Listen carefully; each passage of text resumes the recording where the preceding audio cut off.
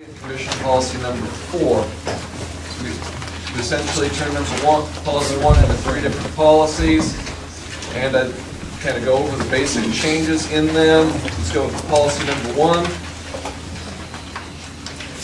Under purpose, it just restates the purpose and adds essentially to ensure the Commission offers to formally recognize individuals and entities to provide gifts, grants, donations, or requests to endow.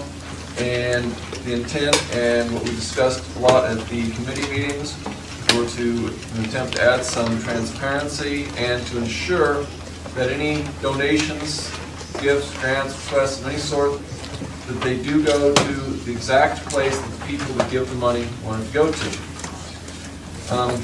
Over to the last page, actually I guess on page 3 there's a minor change there. It said the Commission will have a minimum of 2 readings as opposed to 2 readings, so maybe theoretically you could have more than that if you need to. Last page, first 2 paragraphs essentially restate NRS. The last paragraph is the immediate change, and it simply states that all gifts, grants, donations, requests made from the Department of Wildlife or any division thereof will be presented to the Commission in public meeting for recognition. Commission now for input on which monetary program, onto which program monetary gifts should be allocated, if not so designated by the individual group or corporation donating, granting, bequeathing, or gifting. And the Commission shall ensure that gifts, grants, donations, requests are used for their intended purposes. And there's a couple of exclusions. State grants, federal grants, and other donations, operation would be specific exclusions. That was the basic one for number 1. And then we move on to Commission policy number 3. This was to discuss the appeals process and to streamline it out and explain it a little bit further. A lot of this came from some concerns that came up during this appeals process about what is the CAB's role in an appeal, and it came to the attention of the committee through various sources that if the Commission gets input on appeals, or CABs make decision on appeals and forward them to the Commission, it may very well give grounds for an appeal if the person that is appealing is denied or accepted. They will not receive due process. And most of this is language. Well, I believe we had a DAG at every one of our meetings, and at each one of our meetings, different DAGs were present, and they've gone over it to some degree at each meeting, each one of the different ones. And you can read it. Basically, it's what it says. Try to give some guidance to the CABs because there's a lot of confusion. Should we comment? Should we not? Just streamline that. So everybody knows their role is. Commission policy number 4. This is for petitions. There was a lot of questions that came before our committee about the petition process. NRS states some about how we issue, how we deal with petitions, and we must receive them. And this is essentially try to lay out the guidelines for the petitioner so they know what the responsibilities are, CABs know what the responsibilities are, and the Commission knows what their responsibilities are. And there's a couple contentious issues I'll try to address at the beginning, and that would be that I remember some people saying things, well, you know, trying to cut the CABs out of the process. Well, this is about due process. And the portion that seemed most relevant, perhaps, is everything that this board, this Commission, decides on they must decide on what happens at that hearing. We must take in written comments, the verbal comments from all sides at that Commission meeting, and that is all that we can use. And unfortunately, due to the CAB process, it's impossible for the CABs, it's possible for them to sit in the audience, watch, and then make public comment before we make a decision, but for them to have meetings during our meeting would be unwieldy, if not impossible. So they will get full input, but it's tough for them to have a decision as a CAB. They can have input as individuals. And it's essentially a reminder that with petitions, the question for the commission is solely whether to begin a rulemaking process. Somebody brings forth a petition. Remember, they bring up a petition. We're not saying that we're going to do what that person asked. We're simply going to accept it and say, let's continue with the process.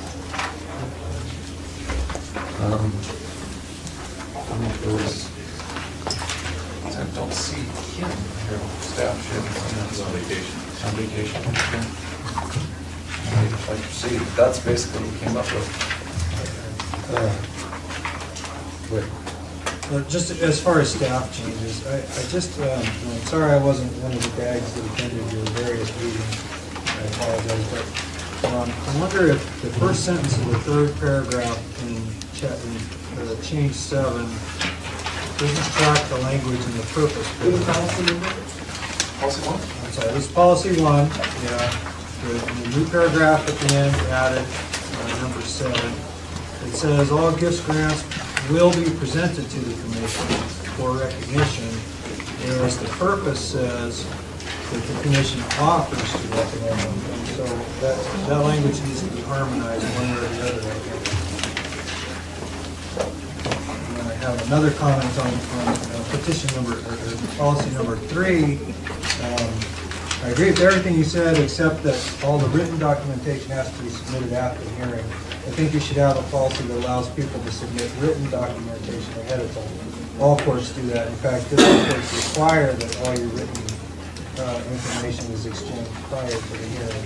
Information about appeals will be distributed to the commission and appellant prior to the hearing. Okay, what I'm talking about is the first paragraph. It says the commission, acting in its quasi-judicial capacity, will determine appeals within their authority based on information presented during the hearing only. And I think it should say presented for the hearing only. For the hearing. For the hearing. So those are all my staff comments. Thank you. I had a question on Policy 3, procedure, second line down, center, under procedure. Based on information presented for the hearing.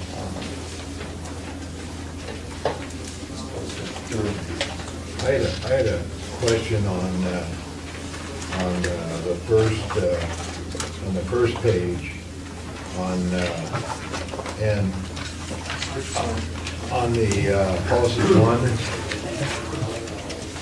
On policy 1. I would see I'd like to see what the commissioners think of adding a sentence in there under procedure 1, selection of chair and vice chair in terms of office. I'd like to put a sentence in there to say the first order of business will be the election of officers. And here's the reason why I did this, because I was questioned on the law says that we have to elect officers in the first meeting after July the 1. And I was questioned, if we don't elect officers right away, who am I to run the meeting afterwards? I'm not elected, so it's illegal for me to run the meeting after July the 1. And so if you put the first order of business will be election of officers, then the new officers legally get in and run the meeting, because the old officers shouldn't be running a meeting after July 1 according to the statute. So by adding that sentence, and that was the reason I moved it up, because there's a legality where I could even run a meeting not being elected after July 1. And so putting a sentence in there, the first order of business will be election of officers, would clarify that. Mr. Chairman, it seems to me like, as an example, in this case, the vice chairman was not reappointed by the governor. If you had a situation where neither the chairman or the vice chairman were reappointed at the time you had elections, I suppose it falls to the secretary to start the meeting. But I think it only makes sense, and the CABs apparently think so too, because most of them have that as the first order of business too. And it just seems to me like that language should be. Where did you want that first Well, it would sentence? be right after, during the Premier scheduled meeting on July 1 of each year, comma, the first order of business will be election of officers. The commission, just insert that in there, commission, then period, the commission shall elect, and then start a new sentence with the. Because you've got a, I don't want to say an old chairman running the meeting after July 1, but, you know, you've got an old chairman running, the former chairman running the meeting, and according to law, it says we should elect officers after July 1. So it should be new officers, starting with the next meeting after July 1. And this would clarify that. Commissioner Knapp. Thank you, Chairman. With respect to policy number 1, I want to elaborate a little bit further on one of the comments that Dag Stockton made. And that is, I had the same exact comment with regard to what I felt was an inconsistency with regard to the purpose that says adoption of commission policies and to ensure that the commission offers to formally recognize individuals. Policy 1, under purpose. The inconsistency between offers to formally recognize and on number 7 in the 3rd paragraph, will be presented to the commission. It's more of one is optional and the other is mandatory. And the reason I want to clarify this is because I think this is an important point. I believe there are some people that would make donations and grants anonymously and without any desire to have recognition whatsoever. I'd hate to see this commission turn down money from a donor and force recognition. I would assume that a smart donor would just condition his donation on there not being recognition if that's what they didn't want. Now, obviously, if they want recognition, then I would absolutely support that. So that's my only comment, and I'd like to see these provisions reconciled for that reason, so we don't leave any money on the table. How would you word that then? May offer it if wanted, or what would help? I would say maybe just adding will offer to be presented to the commission, you know, or something along those lines.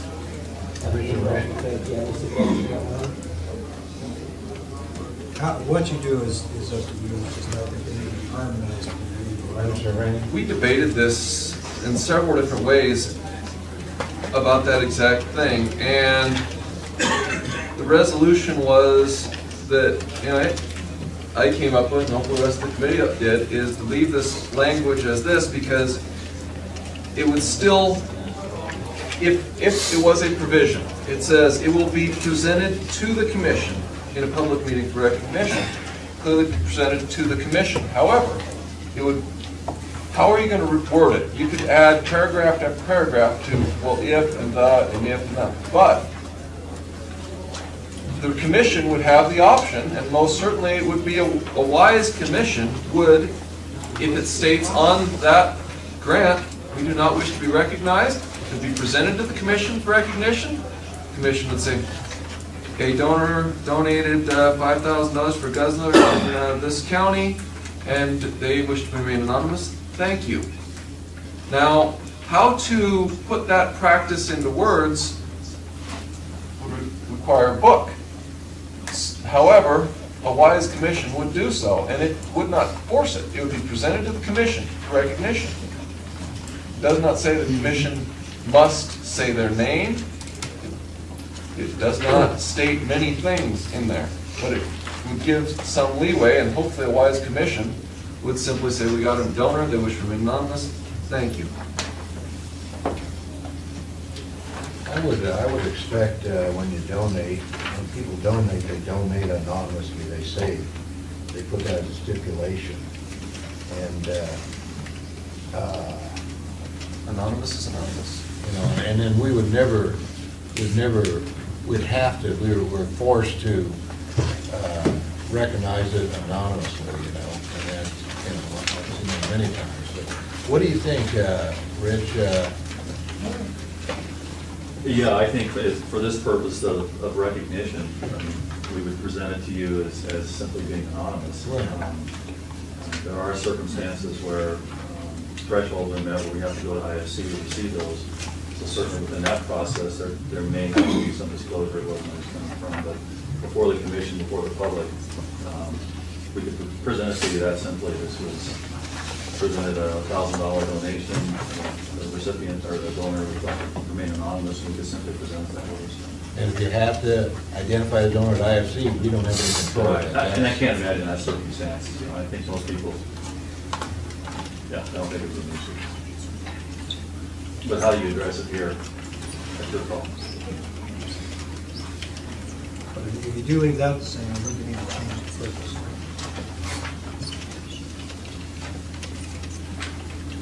And Got any suggestions?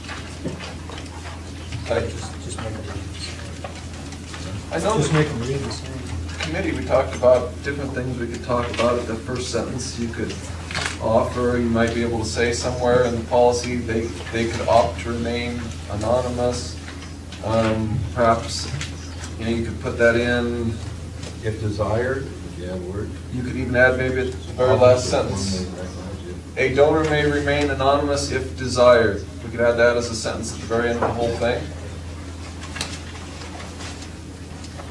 And perhaps at the end, The problem I have is one says will and the one says offers to. So they need to be consistent. So the one under purpose could be changed if that's your desire to the commission. And let's see, to ensure that the grants, donations, requests are presented to the board, which will offer the formally recognized individual. Something like that, just so they're consistent. Getting this down? how about, I'm trying to collate it. To ensure that the commission formally recognizes individuals and entities. Strike offers, and then add the sentence at the end. I can discuss that once, but add the sentence, a donor may wish to remain anonymous. Will remain anonymous if desired. Which one? Well, I don't need the anonymous language. Yeah, I mean, If we- the we- intent is to remain anonymous, it's just if you strike out offers to, I think that. Okay, strike out offers too. Ensure that the commission formally recognizes individuals and entities. I mean, that's Formally consistent. recognizes, so we'd have to, commission formally recognizes, so strike out 2 words and add an S, Will we have this changed by, and then add a sentence at the rear. You don't have that. Well, If you want to, you can. okay. It doesn't matter. As long as they're consistent. Then we'll- The tabs, if we just marked it up. like, when we get the language, we'll give it to you so we have it for the final reading tomorrow. With that, We can use pen and ink changes. Since you guys take responsibility for that and make our job a lot easier. I don't know, that's staff job. Is that all your thoughts? Yeah, no, that's, No, it's a good idea, good idea. The second item, also an inconsistency in my mind, and maybe I just need to have some explanation, is with regard to policy number 4. On the very last page, that top paragraph, cab and public input. I'm struggling reconciling the first 2 sentences. First sentence says, cab members and the public will have full opportunity to provide input before a vote is taken by the commission during the public comment period after the petitioner and staff presentations. That sounds good to me. Then it says, due to the nature of a live hearing, cabs will not receive sufficient information before the hearing on the petition to make a recommendation. So what are we talking about there? Maybe I just need an explanation. Commissioner Cap.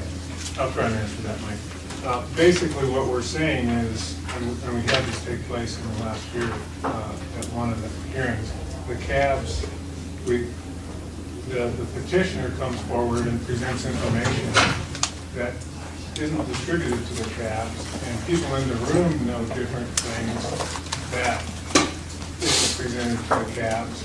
So basically, all we're trying to say here is that because of the nature of a live hearing, and it's a petition, we have to either accept it or deny it. The cabs aren't going to have all the information, and the commission isn't going to have all the information either, frankly. So the cabs aren't going to have time, they may have it on their agenda, but they're not going to get all of this information. I think one of the, it was a deer. Well, it was actually the issue of non-resident. Well, that was one of them, but one of the other ones was the guides being able to fill out an application. So a lot of information came out during the live hearing, and that's really all we're trying to say is that when a live hearing happens, a lot of information comes out, and then the cabs say, they're in the audience thinking, well, we didn't have all this information to give to our board, now we don't want to vote on it. And that's all we're trying to say is that in these instances where there's a petition, they're not going to have all the information to begin with. Then if the commission decides to go forward with the petition, it's going to go back to the cabs anyway. So we're not trying to exclude the cabs, we're just stating that because of the nature of the process, you're not going to have all the information, just like the commission won't have all the information until it's aired out.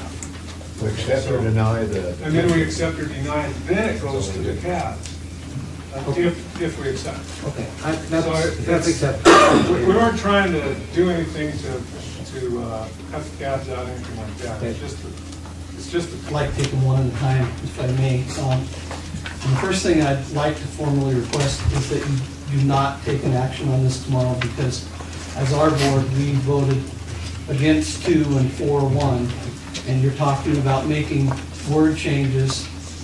Chairman Lett's recommendation about the election of officers, as you know, that was a very heated topic here today. You heard the public, you've heard the people say, we'd like to have input. You didn't take public comment on it. I think that needs to be discussed in this policy, whether you will or you won't. Take public input so we know ahead of time. We came up with the same thing. We didn't, I'll be honest, we didn't see the word authors, but we saw the word will, and we talked about the exact same thing about anonymous donors. And if you say will, I agree with you, Commissioner Raines, that normal people would assume if they want to be anonymous, they'd state it. But when you say you will do it, to me that means you have to do it regardless.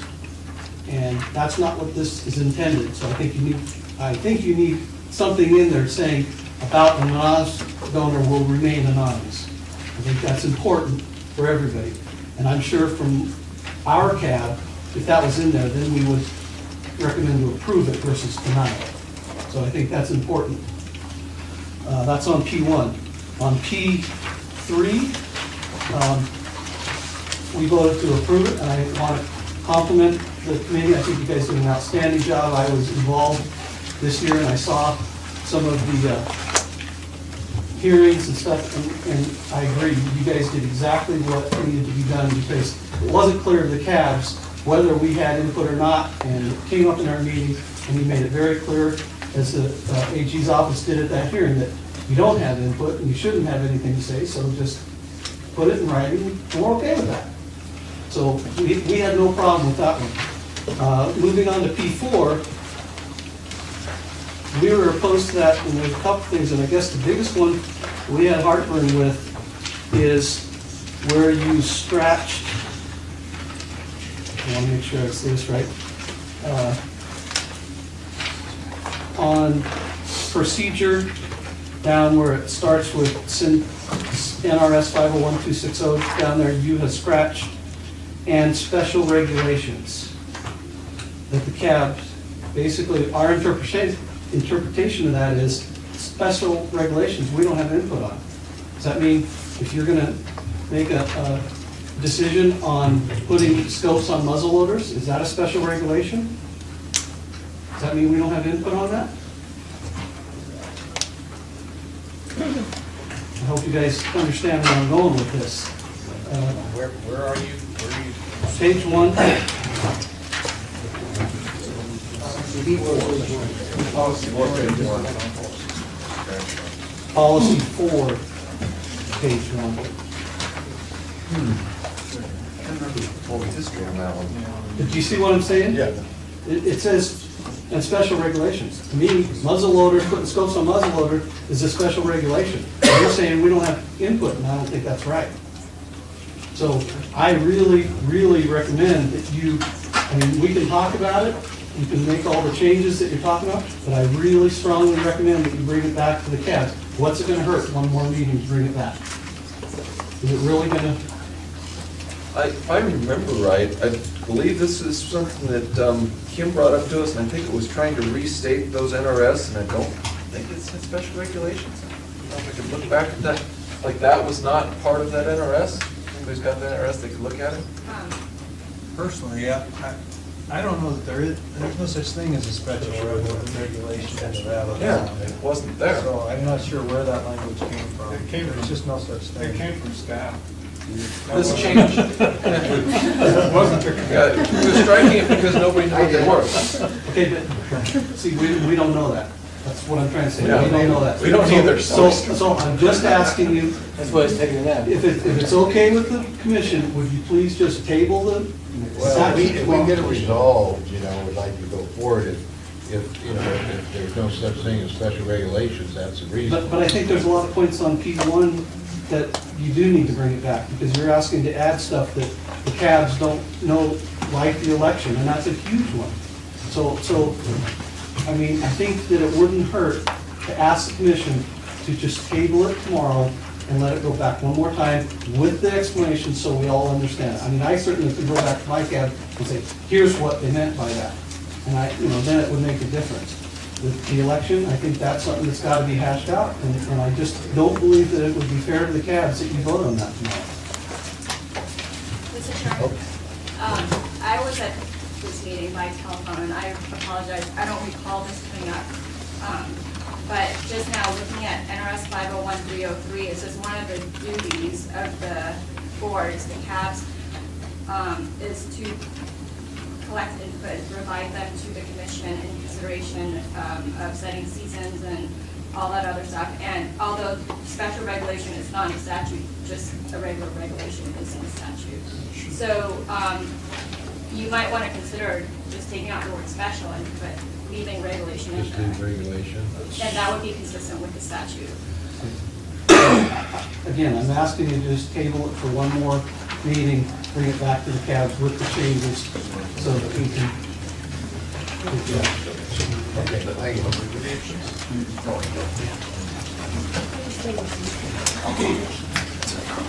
For the record, Giuliano, Carson Advisory Board.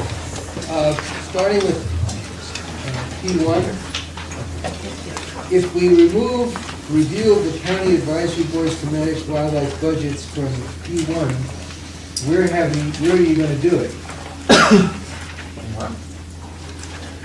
In under purpose, third line, agendas, you have scratched out review of county advisory board to manage wildlife budgets.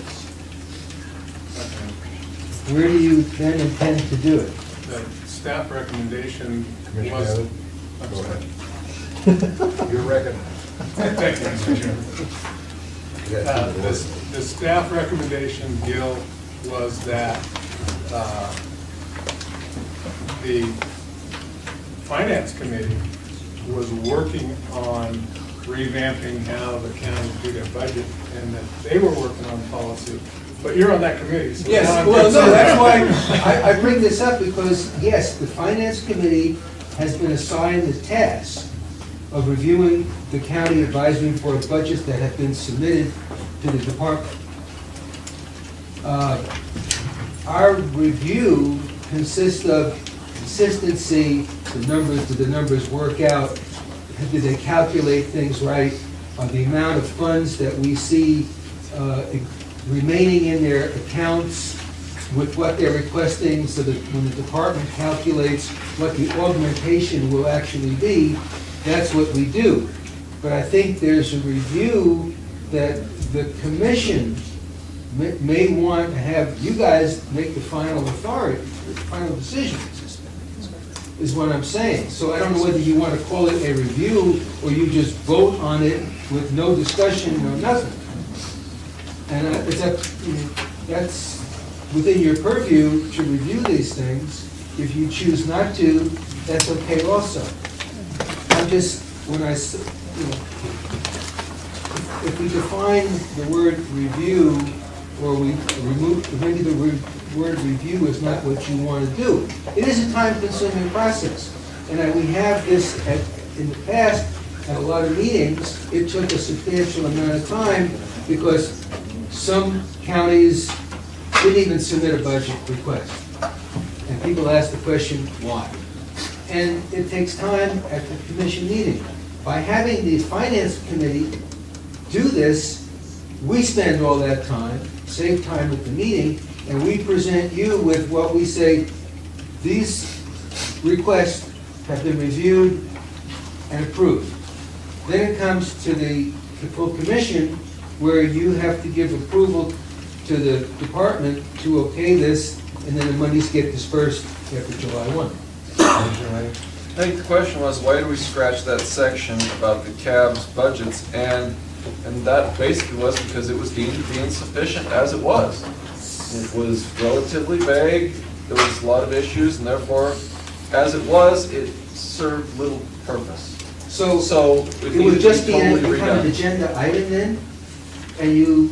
It should therefore be stricken as it was because it was not being conducted. It was not a conducted policy. So we should strike it, and that's why it's been sent. We mentioned that in the last meeting. Asked if the finance committee was still working on that. Yeah, we brought that up the last commission meeting. The finance committee working on it because. So the basic question here is, should we strike it? Well, we determined it wasn't serving much of a purpose, so strike it, and we need to come up with Plan B. Okay. Something that is productive. The second item under number 1, where we've had some changes and having it as the first meeting, the first action items on the agenda after July 1. But I think somebody mentioned it, but I think it ought to be part of the policy that the secretary shall run the meeting until at which time the election is completed and the chairman and the vice chairman are elected. Because that's how it was, if we remember back a year ago in Eureka, when we didn't have a chairperson. So I'm just, so you might consider that. What else you got? Moving on to policy number, further in that policy, I think. On the last page, policy 1, page 4, under acceptance of gifts, second middle paragraph, starting with NRS 502, commission has guidance. What is the definition of guidance in this case? I can't answer that question. I looked at it, and I haven't come up with a definition that I can give you. We don't know either, and if someone can't tell us what that means... That language comes from the statute. I know the statute. I know, but... It's in the statute. Well, that's why I can't tell you what it means, because I gotta figure out what the legislature meant when they said it. So LCD can tell us? Well, I haven't had a chance to ask them. Mr. Chairman, you get a call from Randy Stevenson, because he was made aware of this, and Randy's the one that wrote the language that was the bill that became law. And his statement to me was that the intent was not to change, to increase or decrease any of the authorities of the commission. It was a restatement of using the word guidance of what's currently in law. And he should be happy to write you a letter if there was a question. And I told him I assumed that there would probably be a question about what guidance meant. He offered to do that. Just so you know, is he the legislator? He is the LCB attorney. Okay. All right. That sits in the Senate Natural Resources and the Assembly Natural Resources.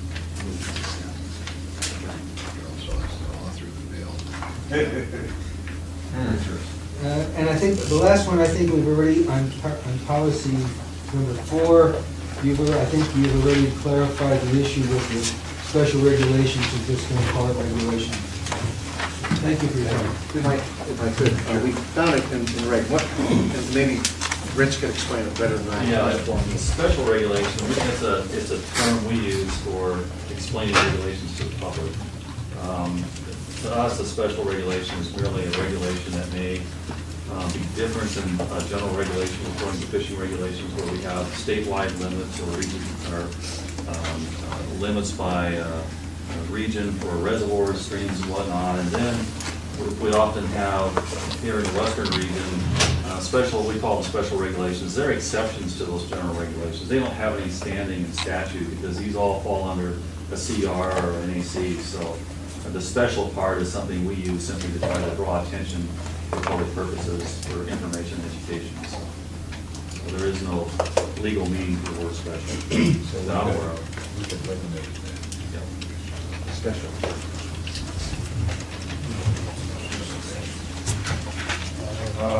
Paul Dixon, representing the Clark County CAB. On policy number 1, when we sent in our recommendations, we've had a discussion about the changes that were made to paragraph 1, and I will say that based on the fact of follow-up discussions with Commissioner Wallace and looking at the statutes, right now the Clark County CAB will withdraw their objection to those changes in policy number 1 that we had. I'm going to put that over into the record. The next thing I had, which was not part of the changes here, but it was a recommendation to the chairman and others by the Clark County CAB, which is the current language of policy number 1, basically, as stated by Commissioner Macbeth, says the agenda is approved by the chair of the commission 4 weeks in advance and distributed to the public too. We made a recommendation that after the chair approves the draft agenda 4 weeks in advance, that the chair, within a reasonable time frame, 2 or 3, 4 days, distributes that draft agenda so that the CABs that want to hold early meetings, even though the shuffling of the agenda may change and there may be new agenda items added, we can actually start developing some of the background, even if it doesn't come out from Suzanne or other things, so that we can give you a more informed decision. So we think the more time you give us to thinking about what you're going to have on your agenda is a good thing. And that was the recommendation that we put into the record. I don't want to repeat that here. On Commissioner,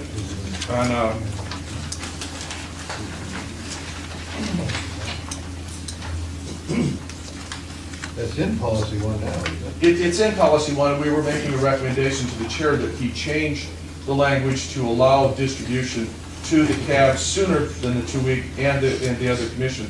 Once you approve the draft, is there a reason why you would not release that, even though it might change, an early draft that says, subject to change, here's where we think we're going to be, you guys can start voting up so you have more time to prepare to give us input. That's all I was looking for, Chairman. I think we do that. We do that, except for we have been late the last couple of agendas. Sometimes it's a question of staff, they have a hard time doing it. Then I'm going to look to, Director Mayor and tell him that he's got to get a stick and beat somebody else. Need more money. More money.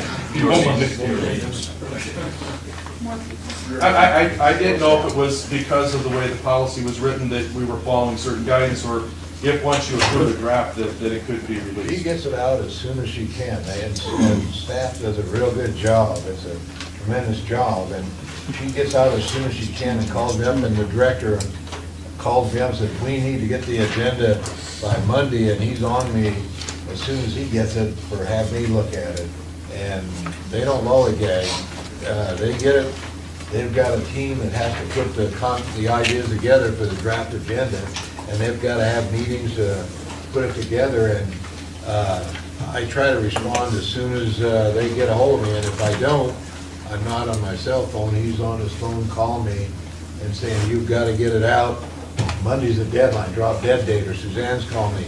Wednesday's the drop dead date. So they're very aware of these dates, and they do their best to get it out, and then I usually look at it right away as soon as We have been getting what's been considered the final agenda, although it can change up to 3 days due to open meeting law. We have been getting that right at the 2 week limit via the policy, and it always comes with all the support material for as much as available then. And I don't think we're looking for the support material from Director Mir or Suzanne when we get the draft. We're just looking for the draft agenda so that we can start doing some background stuff, because some of us like to hold our meetings early so we can give you input and get into it. As long as you realize it's a draft agenda. Yes, subject to change. Subject to change, Absolutely. because that does change sometimes. It does. And, county boards cannot react because it's not, it wasn't in the final agenda. They want to add something. That happens occasionally. Yes, sir. I think you're restricted with staff as far as time, and, some things are real tough to do. Do you want to comment on that? Yeah, it's basically a staff of one. And one of the things we've had a lot more, we've had 5 predator subcommittee meetings since January, as an example. So we've had a lot more subcommittee meetings. That's good. The hard part of it is the staff part of it, is doing minutes for all the there. So Suzanne, we've got staff working on those things. So it's been a challenge. What I am looking into is trying to find a part-time person to come in and help. It's a fiscal issue. 20% salary cut, you can get another There person. you go. And then one more, that's right. We need volunteers, one more furlough day. Right, and it's 6 weeks, that's the other thing, it's 6 weeks to next meeting. So what happens after this meeting, the following Monday in the leadership team, we go through and list all the things that we gotta do and we've gotta be on the agenda. And the next thing you know, we're telling staff, in 2 weeks, you gotta have your support material to us. So it's a meat grinder, basically. Yes, understood. Okay, we'll do our best. Thank you. That's why they pay you $3. Yeah. As we talked through commission policy number 3, one of the questions we had as an advisory board, we went through that, was we used the word quasi-judicial in there, and the legal people, I have a person on my staff who's actually a lawyer, did not believe that what we do in there is actually quasi-judicial. It's actually, and that word was probably a misstatement in there, or is it something different, Brian? I mean, That's a term that's in the case law, because what you have is you have 3 branches of government in the Constitution. You have your judicial, your executive, and your legislative, and you can't cross those functions. Well, what we've basically done through the course of time is create a 4th branch, which is the administrative, whereas we're one entity that does, this entity's quasi-legislative in that it enacts regulations, quasi-judicial in that it hears appeals. So it's a legal term that is valid and correct. okay. The other question we had that was asked is, are there other state statutes that would take governing authority over what we've written in policy 3, or is policy 3 going to be the governing policy? Because we didn't know the answer to that, and they wanted me to have you answer that. Policies are just guidelines. They have no force of law. They're just the board statement of how it wants to conduct its business. All regulations take precedent over policy, and statutes take precedent over regulation. Thank you. Finally, as pointed out by Chairman Macbeth in policy number 4, the last, what's that, what that call you? Commissioner. Apologize to Chairman Macbeth. Wishful thinking. No, that was not even a vote, but it was just me being tired here. It's been a long week.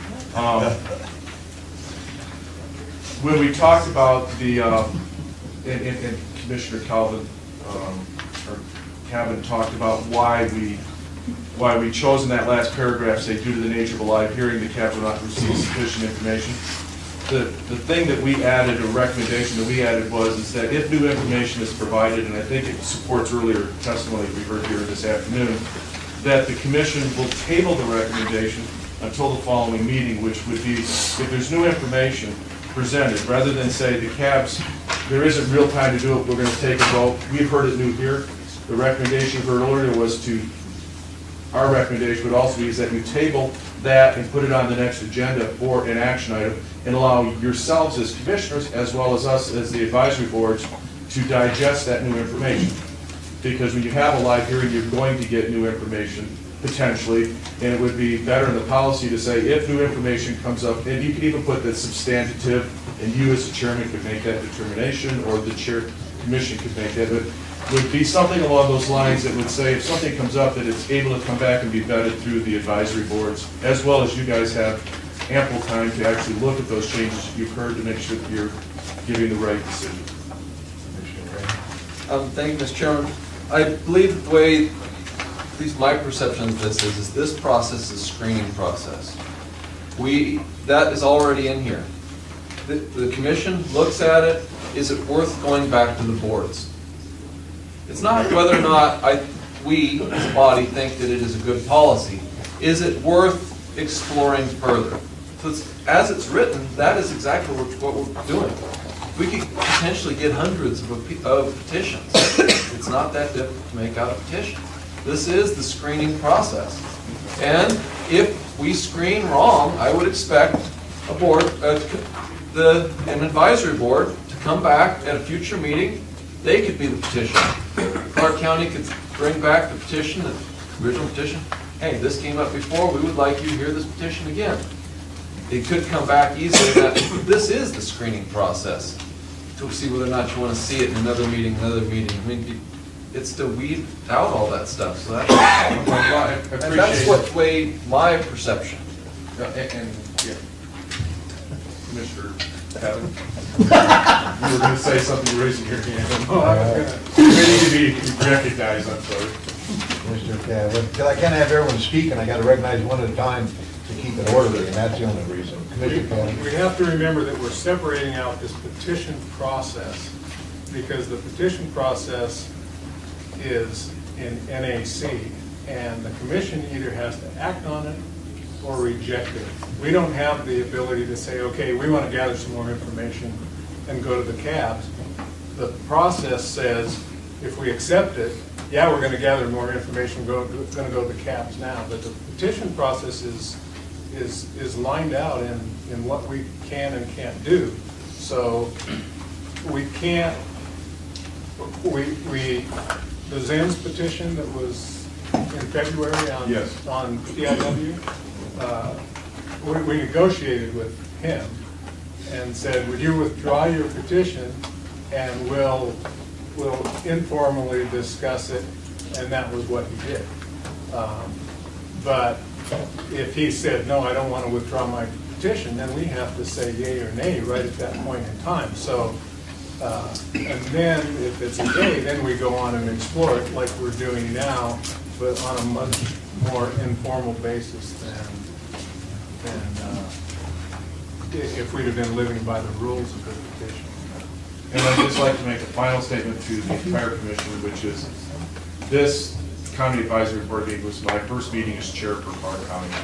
And one of the things that I didn't get to do that I will do in the future is I will spend time with the committee chairman on these issues prior to, so that when we get close to stuff, I didn't have enough background, I believe, and so I'm asking clarifying questions here that I should have asked beforehand, and I will take that action in the future out of respect to the commission here, but I did want to get those clarified since I didn't have those answers at the time of the meeting. Thank you. Commissioner Rivera? Yeah, I just want to continue to explore this last issue that we were talking about and with some examples. I think the last thing we want to do as a commission is approve a petition if we haven't got enough information, because I imagine that the regulation process would involve a lot of resources. So just a fact pattern. Let's say that somebody comes before the commission with a petition, has materials that they distributed beforehand, but then we end up getting a lot of additional information in the petition hearing. If we as a commission believe that additional information is so much that we would like to see more input for the CAB, we either negotiate with the petitioner to withdraw their petition, or we deny it. Is that basically our options? If we feel that we don't have enough information, we can either try to get them to withdraw it, or like we did in the Zen situation, or we just reject it. Deny it and tell them to bring back more information to the with CABs, a new petition, with the CABs. And so either deny it or accept it, and so we have the opportunity to do it. We deny it for a reason, and the reason is we don't have enough information, or we found some more information, and we want to put it back to the CABs and let them information on it. So at that point, we can always do that, I think. Anybody have any, Commissioner Burrow? I have a comment on commission policy number 1, whether you want to hear it now or. Sure. Yeah. Going back to the language that the chairman suggested to put in, there's two reasons why I believe that should be done too, and that's the first order of business would be the election policy. First of all, historically, those elections have been held as the first item of business for the commission. It was different on the agenda, and it first came out, I don't know why. But the fact of the matter is, they have been the first order of business. Secondly, I have read the minutes of the various CAB meetings. And those where there is an election, it is always the first item on the agenda. I go back to what I indicated before. If you had a situation wherein both the chairman and the vice chairman were not reappointed, then you're in a very awkward position with the secretary having to run the meeting until you get a chairman. I'm sure he'd like to hand that off as quickly as possible. So for those reasons, I support putting in the language. Just in a response, I agree with everything that Commissioner Pearl says. I think the issue that I see is that this new language was brought up for the very first time in this commission meeting, and it had never been before the CAB. And so I would say that would be an excellent subject for an additional policy change that would be put back out to the CAB and go through the full process, because at this point, that just came in out of left field, and nobody's gotten a chance to really weigh in on it. And so that would be my only comment with respect to that. Can I respond to that, Mr. Chairman? Sure. The facts are that the agenda is going out to the CABs. You adopt the agenda is developed 4 weeks ahead of time, and whether it's 2 weeks or whatever it is, to get out to them. That item is on the agenda. Whether it's the last item or the first item, gives the CABs the opportunity to make their recommendations if they're going to. But to me, it clarifies the fact that regardless of the situation regarding that, it should be as the #1 issue on the agenda. Commissioner Rain?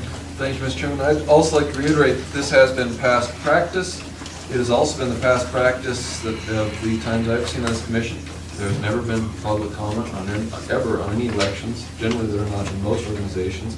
In this particular organization, there has not been in the last couple of years, 0 public comment allowed. This is past practice, the way it has been.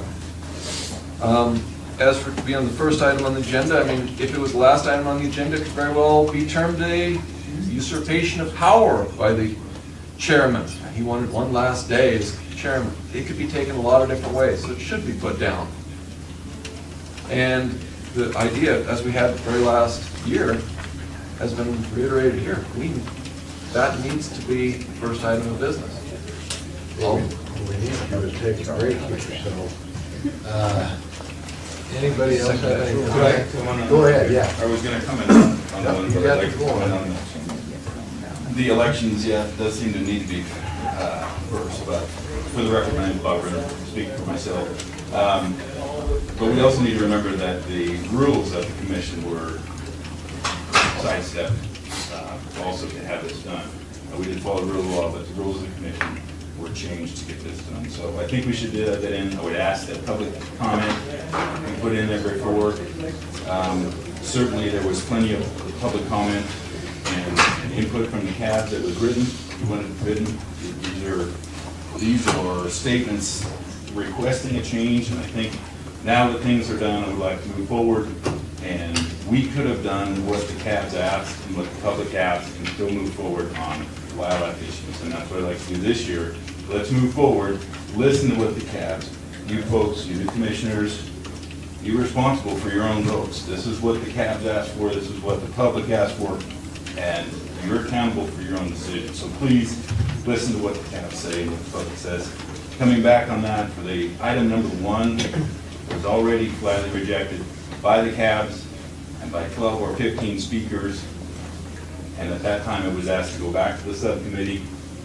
And we spent more mule deer dollars on subcommittees and the deputy attorney generals and all of these folks working on stuff when it was flatly rejected. So think we can move forward and we can get some things done, but we shouldn't be talking about stuff that was rejected. Let's talk about get predators, let's talk about mule deer, let's move forward. Thank you. Thank you. But I need a definition, I think, between listening and implementing, because I think this commission listens to every county. You got the floor. Jim Jenny, Lyon County Game Board. We had some questions on all of this, and partially just what was said the last time, that this has been rejected. It was flatly rejected at one of the meetings and sent back to committee after we voiced our opinion to drop it. The thing that Mr. Lent came up with a minute ago, and I agree with it wholeheartedly, is setting in policy one. If we're going to open it up again, I think we need to send it back to committee and have it done over. On policy one, I think we should set a time. If it's going to be at the first of the meeting, it should be set there. I also think in policy number one, there should be something in there that when 90% of the cabs or 80% of the cabs send in recommendations to the commission, that the commission listens or acknowledges that. This was a very contentious deal. There were a lot of letters flowed out there, and nothing was remarked on. I don't have a problem with this going in and being first item, but I think when we send our letters in ahead of time, I think they should be acknowledged and listened to. As far as the rest of the items on here, they've all been covered by somebody else. So I think really this should go back, all of them should go back to committee. And I would like to see, like was made up, recommended earlier, that we do put a cab member on some of these, on all of these committees. And maybe things will start working a little smoother. A suggestion. Thank you. Just so you know, the letters were forwarded to the members of the board and do become a part of the record. So the board did it, yeah. This is your second time or first? Anybody else that hasn't? If not, one more time, because we got to take a break. Carson Advisory Board. I agree with Jim. I think it'd be nice to have cabs on all the committees. A practical point, which people don't really think about, it's very expensive to move people around the state. And you've had meetings in Elko, you've had meetings in Winnemucca, you've had meetings in Lovelock and places. And it's one thing for the commissioners to have to attend all these meetings. When you get cab members also, that's going to require more money that we don't really have to spend. And on the finance committee that I was on, we were able to conduct our meetings all telephonically, so there was no additional cost by having me on that particular committee. So it'd be nice to have, it's expensive to have, and that's a consideration that needs to be made, whether it's practical for those various committees, because some require big public meetings. Ours was more review what was submitted, review policies, review budgets. People can do that on their own, then get together and put their results together. When you have open meetings with a lot of the public, and you then want to bring cab members plus commission members, the cost is something that, being on the finance committee, I know we look at very closely, and it would be difficult to find in the department's budget enough money to really have every committee have a cab member and move that person throughout the state as necessary. Thank you. Can I have 15 seconds? Okay, and I'm going to take a break after I this. understand this. Brian can't last it. The only comment I had on what Gil had to say is, it doesn't have to be expensive. If you look at the subcommittees and you plan them the day before the commission meetings or the morning of or the evening of, it can work.